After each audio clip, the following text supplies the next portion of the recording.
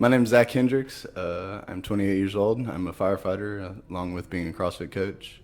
Been married for 3 years, and I have a 7-year-old boy. Awesome, man. So your son is 7 years old? Mm-hmm. Very cool. Mm-hmm. And how long have you been coaching CrossFit? Almost 2 years now. Wow. Yeah. And fireman for how long? 6 years now.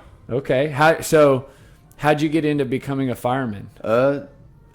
My dad taking me up to the fire station whenever I was a little bitty. Whenever my brother was doing Boy Scouts and everything, just kind of got sucked into it. And one day, whenever I was deciding time for college, decided I'll go to fire school. So awesome. That's where it took me. So well, that's awesome, man. Thanks for making time today. And betcha. Beth Duermeyer, Mm-hmm. who does all the social media for BCS Classic, this was before COVID, maybe, right before COVID. Citizens Fire Academy. You and I kind of were talking about setting up a podcast, and then because of all of that, we decided, you know what, let's hold off. Right. And now, we're at the end of June and finally connecting, right. And I want to share and I want to hear your story. So I think the first thing I would ask is what was it that you think that made Beth interested in your story?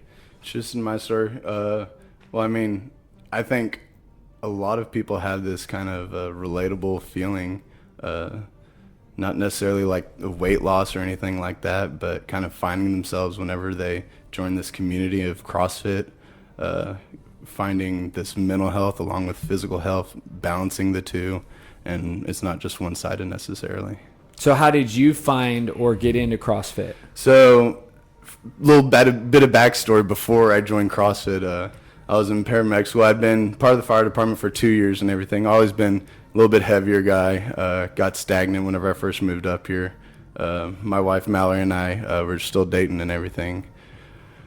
And almost kind of like a depression. I was all alone up here. I had friends and everything, but it was just lonely, The 2 days off, get off a shift, I'd be tired, so I'd come home, take a nap, wake up. What else do I do? I guess I can eat, take another nap and everything. This is like 25, 26 years old? Yeah, 22. Okay. 22. So when you started? Yeah, right whenever I started. Went to paramedic school.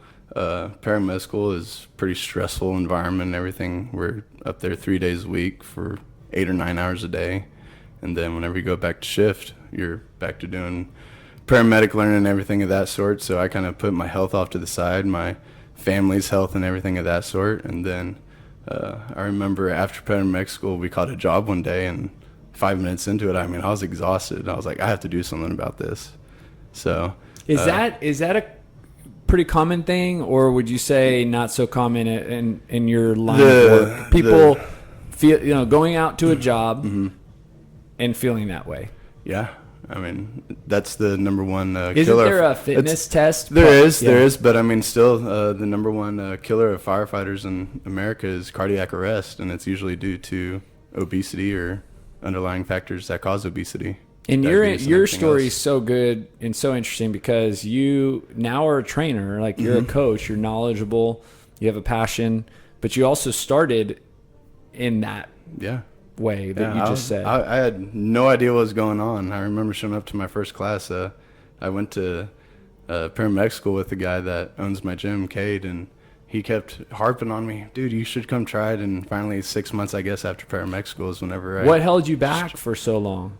I would always make the excuse of finances. I don't have time, or I don't want to wake up that early to go, or just I'd find any excuse possible to not go. And what do you think, looking back now and knowing what you know, what do you think you were doing? Like why were you avoiding it? I was scared for sure.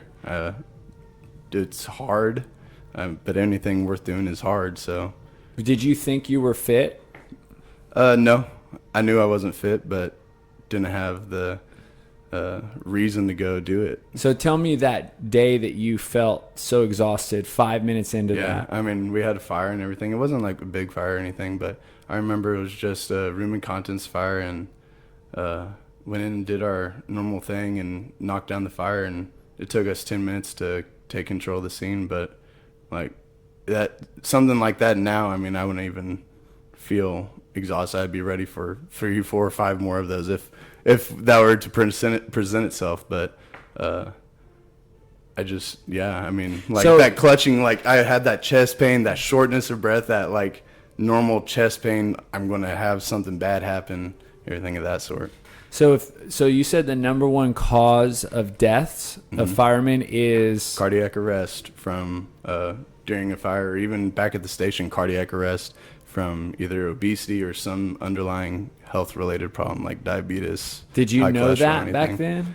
I did a little bit because that's part of our training that we go through during the academy and paramedic school. They really harp on fitness, but they kind of harp on it just because it's part of the book work. So, are you kind of an advocate now in the fire for sure world for that? Yeah. Anything different, or like are you doing anything, or have you? I'm part of the physical fitness team on my fire department in College Station.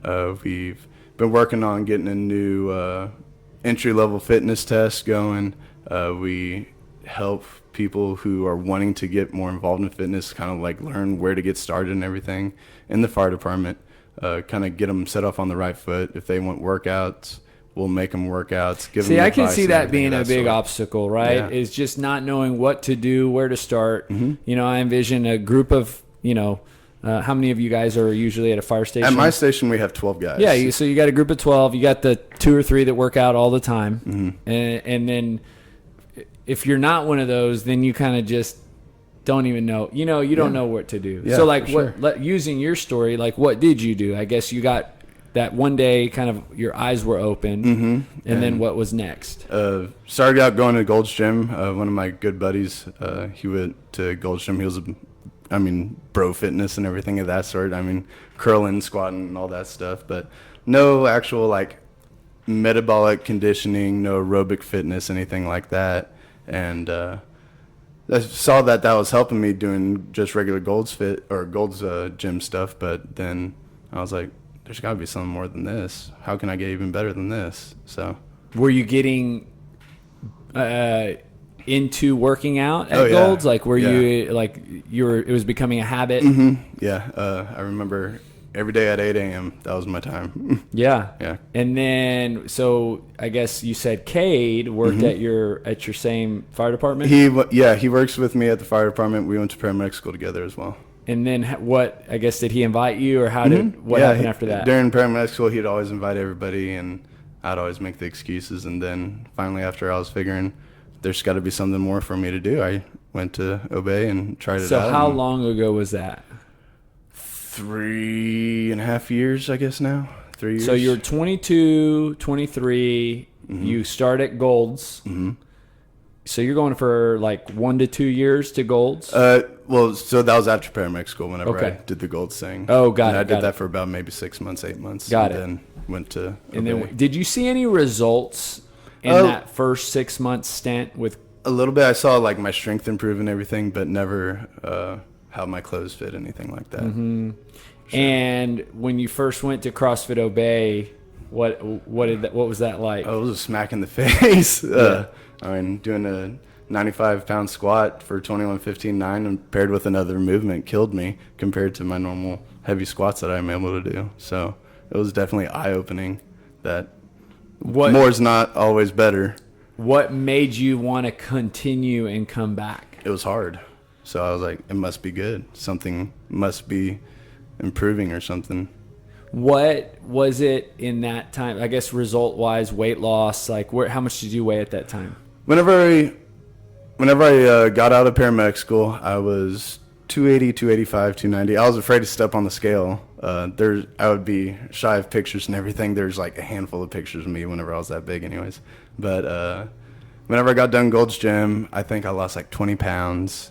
And then now, after being at Obey for 3.5 years, I'm floating about 205, 200. Whoa, you've lost 80 pounds, 80 to 85 pounds.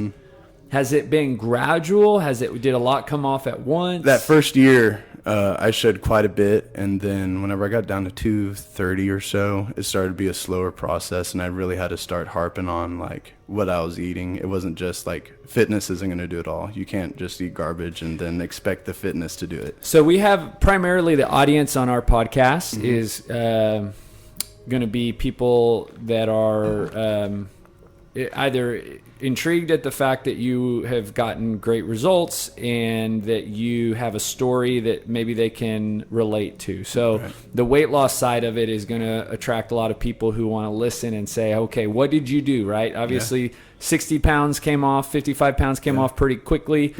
That last 30 or 25 to 30 have been harder. There's another audience that we're going to, put this out with, which is the BCS Classic, that is going to listen to this and be motivated by your story when it comes to competition, right? So I want to make sure that we address both of those. Let's talk first about the weight loss. So that first 50 to 60 pounds, when you say it came off rather quickly, easily, what do you mean by that? As in, I was going to the gym on all of my off days. Sometimes stroll in there on my mornings before shift. If not, I'd do a light workout during shift. And just doing that every single day, making sure I got my rest days, let my body recover, sleep and everything. It came off, it was 5 pounds, sometimes 10 pounds a month, I remember. Wow. And going down the waist size of pants was expensive. What waist were you at in the beginning? I was like at 40, I think. I was having to wear 40s, and then now I'm 32, 33s. Wow. So what kind of nutrition adjustments did you make? Just eating like real food. They always say like shop around the edges of the grocery store. It's pretty much true. There's a few things that you can get away with. You can do your beans and all that, but I always try to have a slab of meat, regardless of what kind of meat it is. It can be shrimp, it can be beef, chicken, pork, whatever it is, and then have that be like a quarter of my plate, and then the other 3/4 be my veggies or a little bit of fruit in the morning.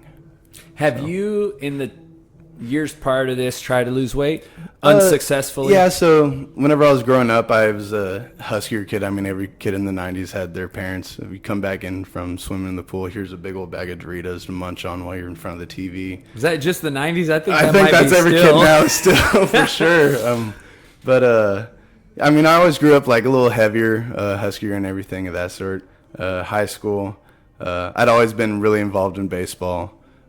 Did summer or baseball year round, so I was very athletic whenever I was younger. Just learned how to do it with a little extra weight on me. During high school, I slimmed down pretty good. I was really into weightlifting and everything. Did not much in college. Every now and then I would do some workout if I had time to. I'm pretty focused on studies and everything whenever it's set in front of me. But then fire school came around and it was, you better be fit. So I got fit then, but then right after that I was like, nah, that was then. So what do you think clicked with nutrition specifically, right? Obviously your workouts changed. Right. You started doing metabolic conditioning, CrossFit, and that was a big part of it. But what clicked nutritionally?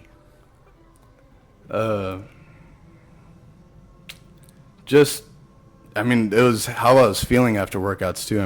You can eat all that junk and stuff, and I was still not feeling like well. Like there's that little wellness continuum and everything. Yeah. I was not feeling well after I was working out. Like I'm tired still after workouts, but I just was like lethargic and just like crashed afterwards still. So started doing my research and everything and learning more, and was like, hey, I really do need to eat real food. So. And that change did it. Oh, yeah. Yeah. So that was the first 50 to 60 pounds. And then how have the last 25 that you've said? Patience. Okay. How much longer has that? Over the past, that next year is whenever I really started. I lost that next like 20 or so pounds. And then gradually since then, I've been kind of just learning my body and have lost about 10 pounds since in the last year. Yeah. So just kind of adjusting little bitty things for my body. I think that's such a great way to put it. Patience is key when it comes, because the longer you do it, the more you'll succeed, right? You're not going to get the biggest return at the end, right? It's going to be the more weight loss at the beginning. The longer you do it, you're not going to lose. You don't have to lose 90 pounds anymore. No. But now it's about toning, and I'm sure leaning out and different things. Yeah. So, did you ever do a body fat measurement to see? Every year we do a thing with A&M for our fitness and everything, kind of just general health. They do blood draws. We do a DEXA scan. And then we do a stress test, cardiac stress test and everything. How did those things change? The first year, whenever I lost all that weight, I got called into the doctor's office to talk to them after that. And they asked me what I was doing, because apparently that was one of the biggest weight losses that they'd seen in a while. Do you remember numbers, data?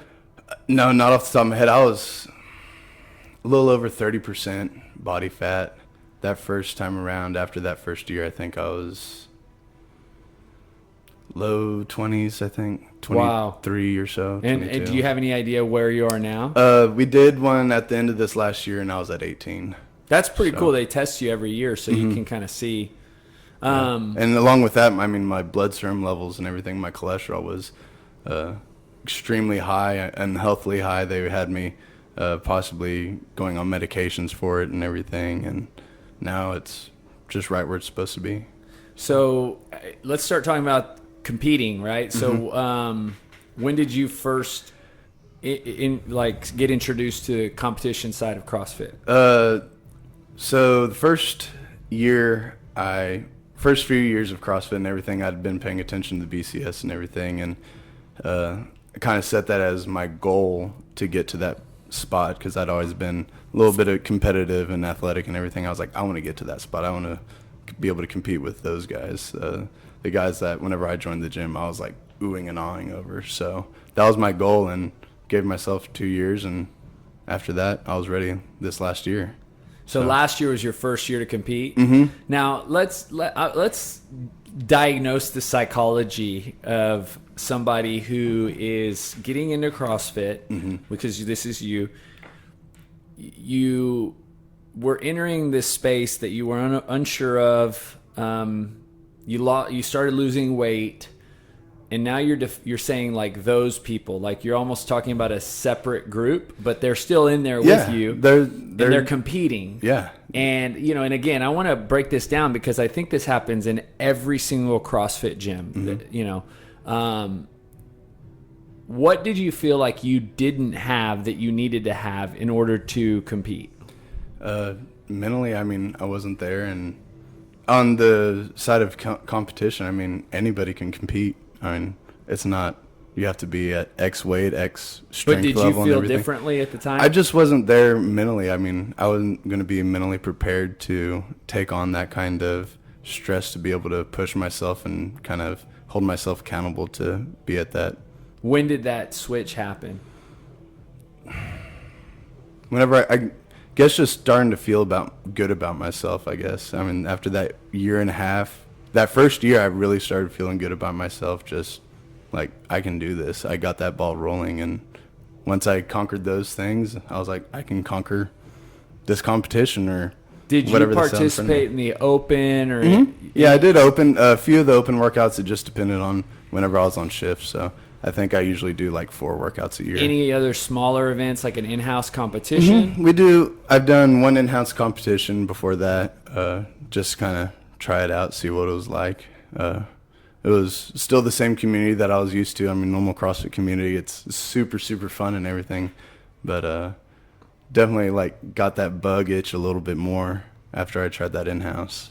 So describe to me the BCS Classic last year. Just even like the registration, preparation, and then the event. So first off, I loved how the athletes had their own area. I mean, it was like super cool. It was in August last year. Yeah. July, August. September 7th. September 7th. Okay, so I mean, normal Texas summers go through December, but I mean, it was plenty hot. But that was an awesome place for cool off.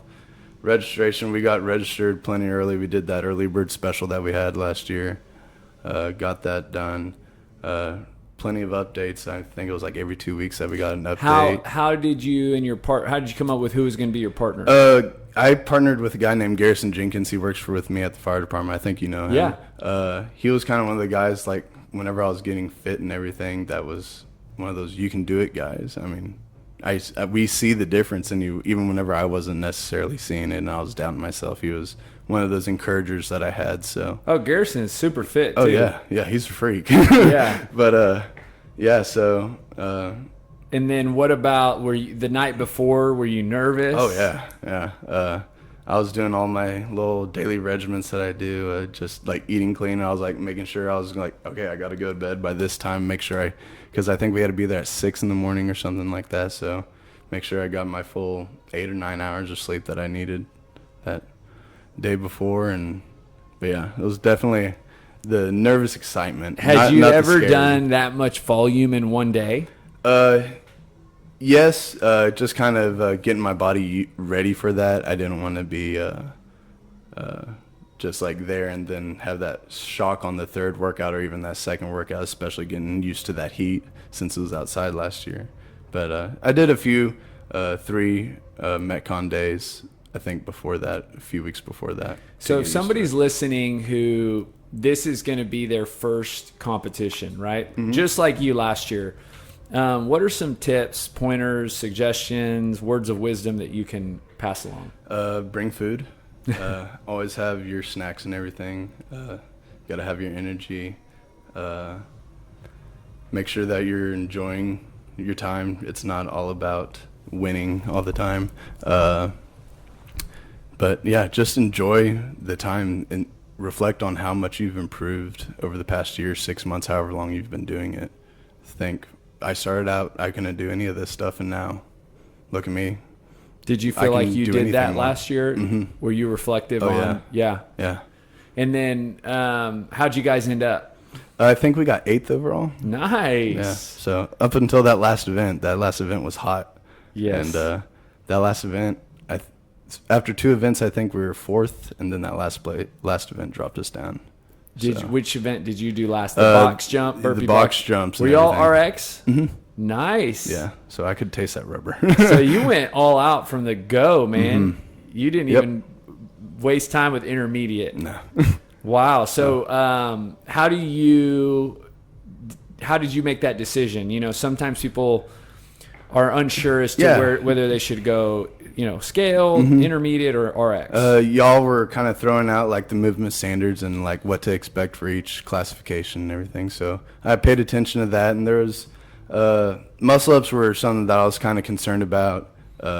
So I think there was like 2 or 3 months beforehand that you guys started releasing those movements. So I started practicing drilling, being more comfortable and everything. And if anything, it made me more comfortable with just doing muscle ups or whatever movement that I was not necessarily good at. So it's a time for you to kind of reflect on your fitness, all around fitness. If you're just like a weightlifting monster, you need to kind of focus on some gymnastics and even yourself out. So after you did the event, did you want more? Like, were you like, oh, that was the coolest thing ever? Oh yeah, for sure. It made that bug itch even more. Yeah. So. And and I think, one of the interesting things is I've seen this event evolve, right? Mm-hmm. We've been doing it 10 years. This will be our 11th year. And it's almost like it happens every year. You get a lot of people that, at our gym, right, members wise, participate, right? A lot of them volunteer. And you start seeing other people from the local gyms do the same thing. And we always need volunteers, so it's great to have volunteers. But the volunteers, there's a lot of them that will sometimes be like, oh, I really wanted to compete, but I just thought I'd volunteer. Right.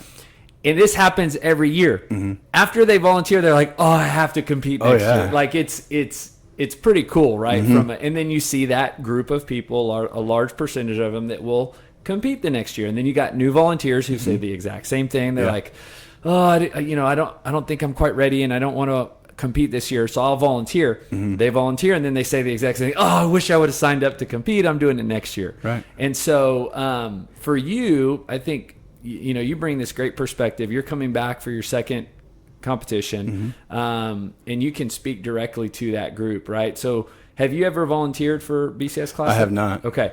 So what would you say if there's somebody listening? I mean, I don't even think our registration is practically full, so there's probably not. But if they're on the fence about volunteering or even competing.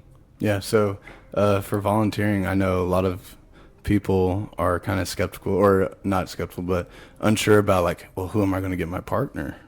I mean, there's 120 people, 150 people at gyms and everything, so there's a whole list of people that you can ask. Just ask. I mean, to compete. Yeah, to compete, for competing and everything. I mean, if that's something that you're afraid of, I mean, find a new friend. There's all these people at the gym that enjoy that hard day in and day out of fitness and everything.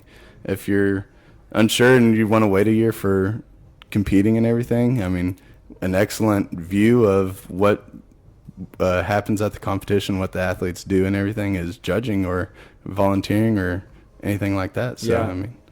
So I guess we can't not talk about Rich Froning being there. Right. Andy's coming back. Yeah. Andy's programming. Ooh. So, when did you first learn about who he was?